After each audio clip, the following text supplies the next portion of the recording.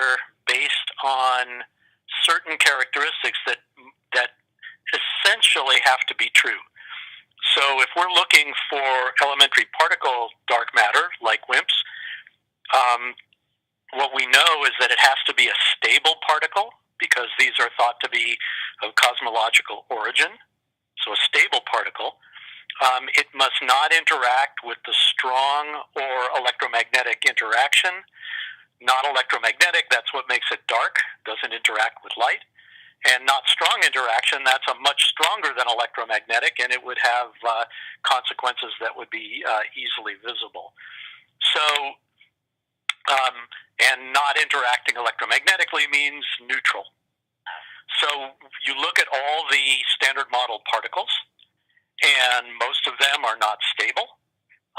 Many of them have electric charge, or like the photon, interact by electromagnetism. And it doesn't actually leave anything, right? So it's just to be the dark matter that we see rules out most elementary particles. There are other forms of dark matter that are on the verge of being ruled out that get around this. For example, atoms are neutral.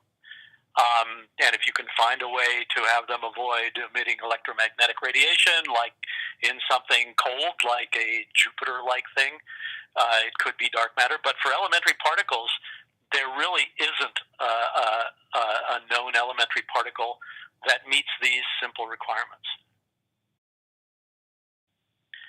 So where do we look for WIMPs now? So the standard ways of looking are unchanged. One way is to try to make them, like at the Large Hadron Collider.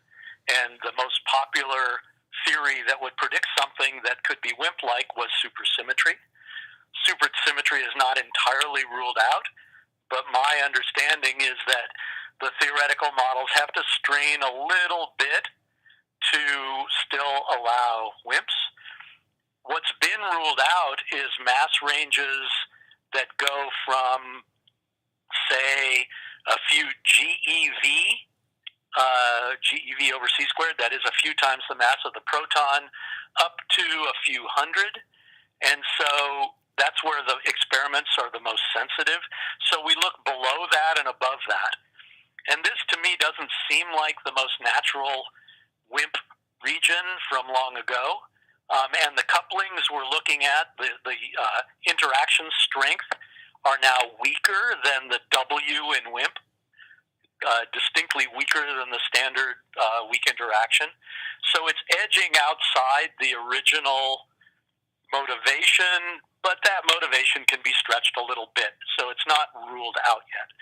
So the old ways of looking are still valid. You try to make them at the LHC. You do indirect searches astronomically. You look for WIMP, anti-WIMP annihilation. And so what you're actually observing is standard particles like gamma rays or X-rays or neutrinos or electrons or positrons. So you look for signals in normal matter coming to the Earth that you could argue are resulting from annihilations of WIMPs, say, at the center of the galaxy. The problem is lots of things can make standard model particles, and you have to rule all of those out. And that has not been definitively done in any of the many hints in indirect searches. I work on direct searches, which means in the laboratory we build a detector that should be sensitive to the actual interaction of a WIMP passing through the lab. Given the gravitational constraints, if you presume a WIMP mass, we know roughly how many go through our lab, because we know roughly how much of the mass of the galaxy is in dark matter. And if you assign a mass to them, you know how many. But the range of possible masses is getting wider, not narrower. And so that's kind of tricky. But I remember that with a kind of 100 GeV WIMP, namely 100 times a proton mass, I think if you cup your hands, there are a few in there at any moment. So that's what we're looking for. The interaction is expected to be very weak, and we have to get rid of all the backgrounds. but the leading detectors for trying to find this, the most sensitive, are liquid noble gas, like xenon or argon in liquid form.